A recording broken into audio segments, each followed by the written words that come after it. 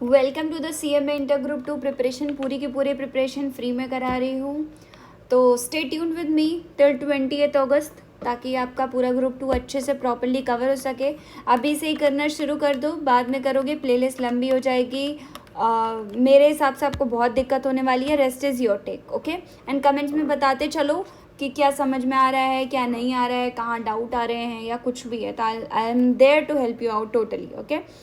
तो हम लोगों ने कॉस्ट ऑफ डिबेंचर के फॉर्मूले सारे एनालिसिस कर लिए थे, कॉस्ट ऑफ प्रेफरेंस शेयर के सारे एनालिसिस कर लिए थे, ठीक है। अब हम चलते हैं बेटा कॉस्ट ऑफ लोन और कॉस्ट ऑफ इक्विटी। इसमें कुछ पार्ट्स हैं वो, लेकिन वो पार्ट्स आपको सब याद हो जाएंगे, परेशान मत होइएगा कि बहुत ज़्यादा कंटेंट है। Cost of loan, and please ये मेरी रिक्वेस्ट है कि अगर आप ये लेक्चर पार्ट 5 देख रहे हैं तो ऑल पार्ट 4 तक का लेक्चर FM का देख के आइए, तभी पार्ट 5 समझ में आएगा, ओके। इसका फॉर्मूला क्या होता है पहले हम ये समझते हैं, उसके बाद आगे बढ़ेंगे, okay. Let me change the colour,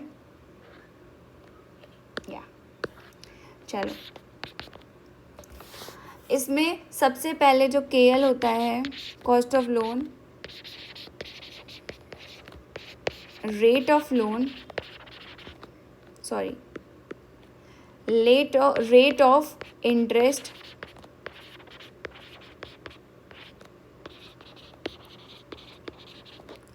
loan multiplied by 1 minus T, ये इसका फॉर्मूला होता है, ठीक है। फॉर्मूला शीट में सब दिया होगा, तो परेशान होने की कोई ज़्यादा ज़रूरत नहीं है। उसके बाद KL क्या होता है, कॉस्ट ऑफ लोन होता है, ठीक है। टी क्या होता है बेटा, टैक्स रेट, हमेशा डेसिमल में होता है, ठीक है। चल, इसमें बस इतना ही है और कुछ नहीं समझना है। जब ऐसा कुछ कॉस्ट ऑफ लोन निकालने को बोले तो आप ये निकाल देना इस फॉर्मूले से। अब हम आते हैं बेटा कॉस्ट ऑफ इक्विटी पे।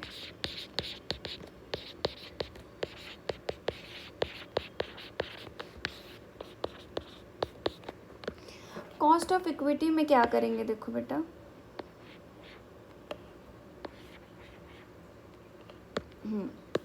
चल, कॉस्ट ऑफ इक्विटी में मेथड 1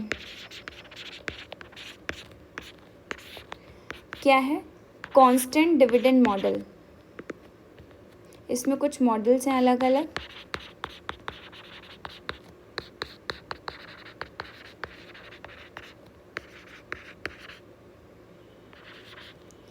कांस्टेंट डिविडेंड मॉडल, ठीक है। नो ग्रोथ मॉडल होता है जिसमें कांस्टेंट रहता है सब कुछ, ठीक है।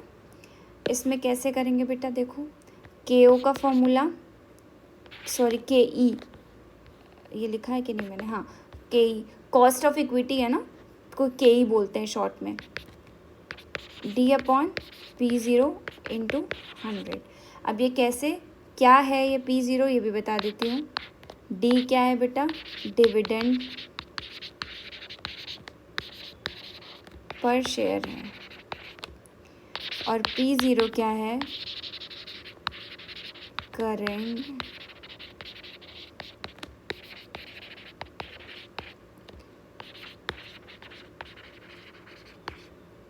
करेंट मार्केट प्राइस पर शेयर, ठीक है। अब आओ मेथड 2 पे। मेथड 2 क्या है आपका, डिविडेंड ग्रोथ मॉडल,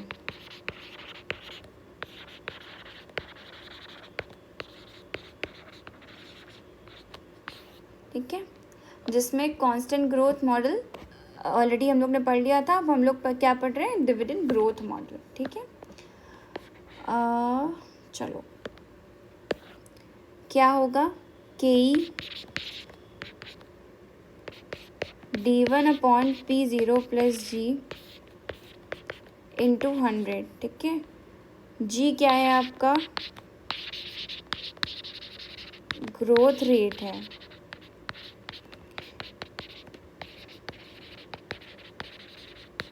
इन डेसिमल्स में, ठीक है। P0 क्या है आपका, करंट मार्केट प्राइस शेयर है, और आपका D1 क्या है बेटा, एक्सपेक्टेड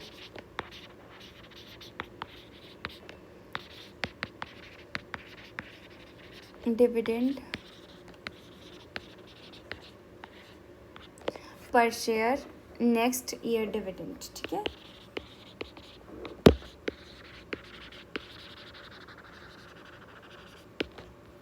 नेक्स्ट ईयर का डिविडेंड है। आई होप ये समझ में आ रहा होगा जो भी मैंने लिखा है। थोड़ा सा रनिंग हैंड में लिख रही हूँ क्योंकि आपका सिलेबस भी कवर कराना है और कॉन्सेप्ट्स भी क्लियर करने हैं। अभी हम लोग फाउंडेशन पे ही हैं तो थोड़ा स्पीड अप करना पड़ेगा मुझे।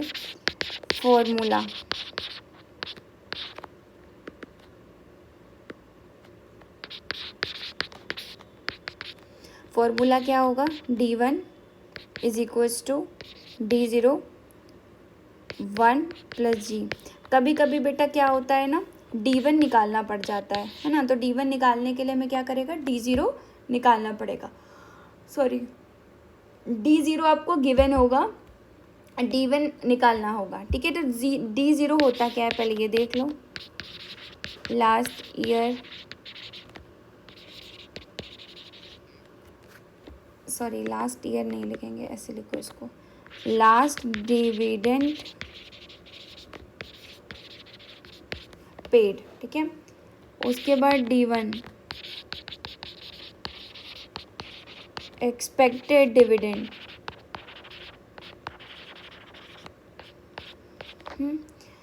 उसके बाद कभी कभी आपको यहाँ पे ना P0 निकालने को भी बेटा बोल देता है ना, तो P0 मतलब करंट मार्केट प्राइस, यहाँ पे लिख दे रही हूँ।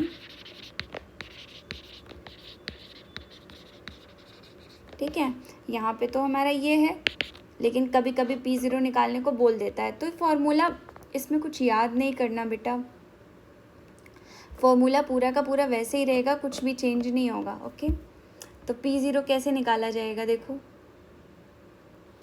D1 P0 यहाँ ले लेंगे। हाँ ठीक, देखो ऐसे लो, P0 को इधर लेके आ जाओगे। ठीक है, D1 ऊपर ही रहेगा और ये नीचे आ जाएगा और ये माइनस में चला जाएगा। कैसे, देखो D1 upon KE minus G is equals to P0। ठीक है, अब इसमें फॉर्मूले में कोई डिफरेंस नहीं है, बस खाली थोड़ा सा चेंज किया है, प्लेसमेंट चेंज है। ओके, ये समझ में आ गया होगा।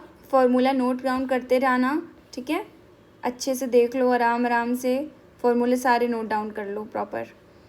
उसके बाद अपने नोट्स सेल्फ ज़रूर बनाना, अपने सेल्फ नोट से पढ़ने की बात ही कुछ और होती है, उसमें आप अपनी लैंग्वेज में लिखते हो ना बेटा।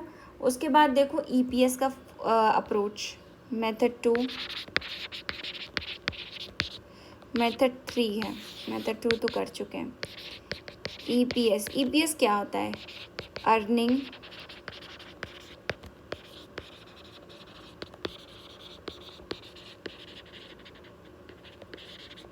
अर्निंग प्राइस अप्रोच होता है। ठीक है, चलो उसके फॉर्मूले पे चलते हैं हम लोग बेटा।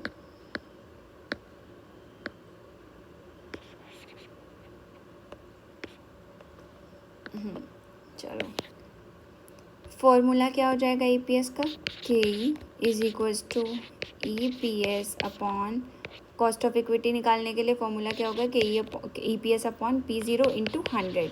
ठीक है, अब इसको थोड़ा सा डिफाइन कर लेते हैं तो तुम्हें समझ में और अच्छे से आ जाएगा। Earning available to equity share holder,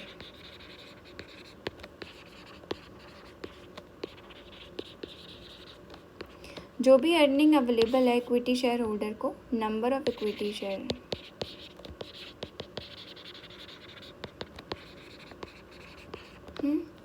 ये हो गया। अब बाकी इसमें तो आपको समझ में आ रहा होगा ना, P0 क्या होता है। P0 आपका करंट मार्केट प्राइस पर शेयर होता है। अब हम लोग आते हैं CAPM मेथड पे। CAPM एग्ज़ाम में बहुत आता है, तो ये आपका मेथड 4 बन जाएगा, important for exam.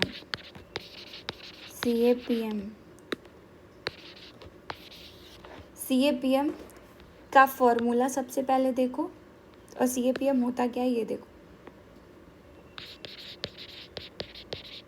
Capital asset pricing model,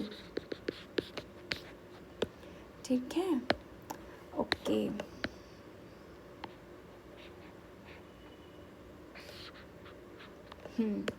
चलो अब हम लोग आगे बढ़ते हैं। इसमें KE कैसे निकालते हैं, ये KE के अंडर में ही सब कुछ आ रहा है, ठीक है, इसीलिए मैंने स्टेप बाय स्टेप ही पढ़ाया है।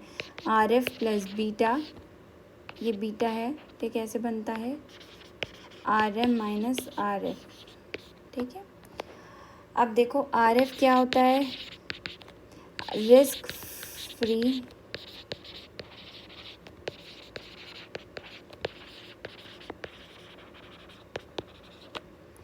उसके बाद बेटा risk free rate of return को कभी कभी कहीं कहीं बोल देंगे yield on long term government treasury bond, यहाँ पे लिख दे रही हूँ, कभी कभी ये क्या बोल देंगे, और एग्ज़ाम में ये भी बोल देते हैं yield of long term government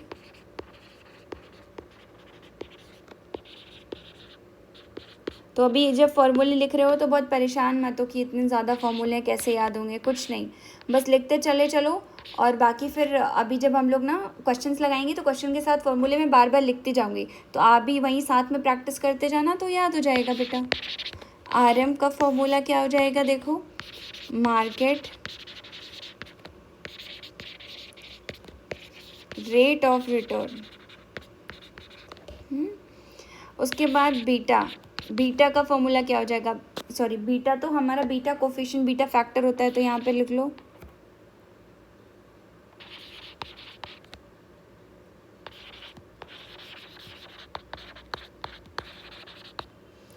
beta coefficient या बीटा फैक्टर,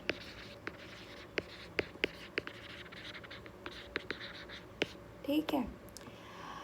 अब हम लोग ना आते हैं रियलाइज्ड यील्ड अप्रोच पे, इतना आई होप आपको समझ में आ गया होगा, ठीक है। रियलाइज यील्ड अप्रोच भी आपका कौन सा मेथड है, मेथड नंबर 5,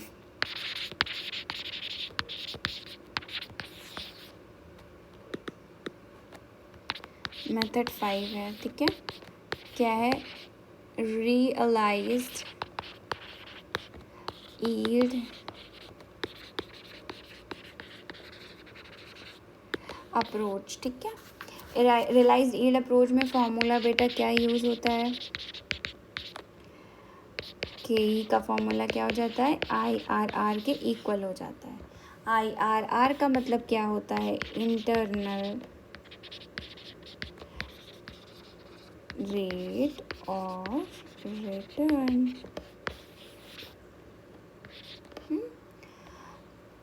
ठीक है। चलो आई होप ये समझ में आ गया होगा, अब कोई प्रॉब्लम नहीं आई होगी, ठीक है। एक फार्मूले का ज़रा सा क्विक रिवीजन कर लेते हैं। अब इसके बाद आपका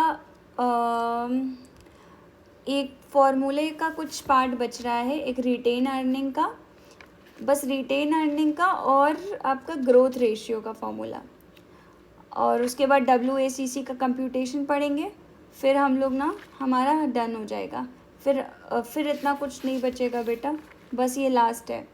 और एक है आपका जॉर्डन मॉडल फार्मूला, तो इसमें काफ़ी कुछ चीज़ें हैं, बट हम लोग ना धीरे धीरे कवर अप करते जाएंगे, कोई हरी नहीं करेंगे, बहुत आराम से पूरा टॉपिक को कवर करेंगे। देखो मैंने यहीं पे सब लिख दिया है, तो आई होप आपको सब क्लियर होगा, बहुत ज़्यादा ऐसे मैसी तो नहीं लग रहा ना बेटा, आई होप आपको क्लियर दिख रहा होगा, ठीक है। तो KE के फॉर्मूले में आपके 5 मेथड है टोटल, ठीक है। तो KE के फॉर्मूले 5 मेथड ध्यान रखना और अच्छे से करना, पूरा कॉपी में नोट डाउन कर लेना, ताकि रिवीजन करने में जब मैं रिवीजन करवाऊँ तो दिक्कत ना हो। और कैसे पढ़ना है उसका वीडियो मैं अभी ज़रूर शेयर करूँगी, ताकि आपको रिवीजन में प्रॉब्लम ना आए, ओके।